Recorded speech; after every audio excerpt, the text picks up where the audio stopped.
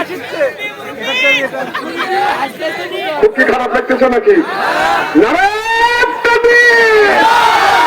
তবে আমাদের এই নেত্রীর জন্য আজীবন আমরা দোয়া করবো, কারণ আমাদের কোনোদিন কষ্ট দেয় নাই, আমাদের বুকে আগলা রাখছে।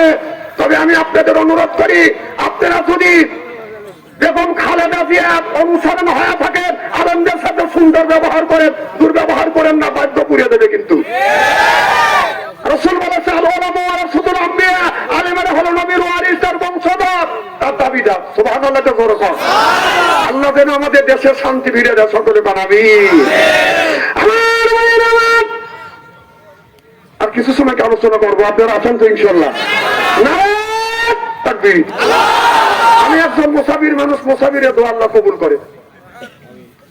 আমি আপনাদের নিয়ে দোয়া করবো, আখিরি মোনাজাত করে যাওয়ার মন মানুষ থেকে আপনাদের আছে, যে কার কার আছে একটু ওয়াদা দিতে হবে। আল্লাহকে দেখান, আল্লাহ যে লোকটা হাত তুলে না, আল্লাহ তুই ওর হাতে পেয়ারা করেন। নারায়ে তাকবীর, আল কোরআনের আলো,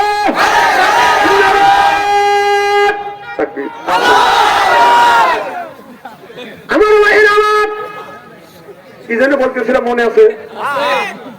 হযরত আলী বললেন আসামি ধরা খাওয়া গেছে। এবার হযরত ওমর যখন এইরকম করে তরবারি নিয়ে গেলেন, বলল হুজুর কথায় কথায় আপনি তরবারি তুলেন না, অত তোলা ভালো না, তরবারিতে নামান। সুবহানাল্লাহ।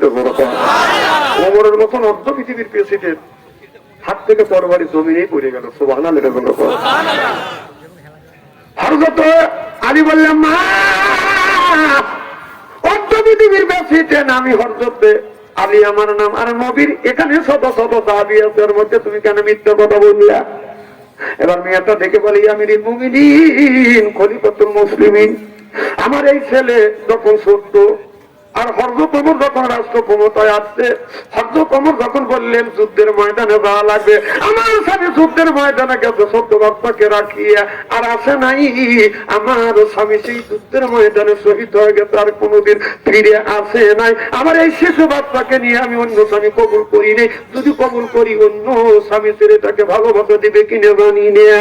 বাবা হারাইছে আর মা হারাইয়া তিমকে আমি চাই না।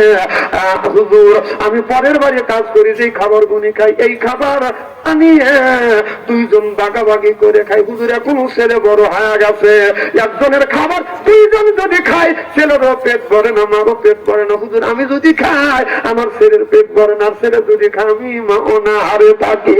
এই জন্যই মনস্থ করেছি, আমি যদি মদিনায় যাই, আনসারী সাহাবীদের কাছে যাই, আমি যদি বলি, একটু যদি মিথ্যা কথা বলি, আমার ছেলে এটা আমার ছেলে না, এরা মায়া করে দয়া করে ছেলেটাকে রাখবে, অন্তত ছেলেটা বেঁচে থাকবে, বেদের ভাত পাবে।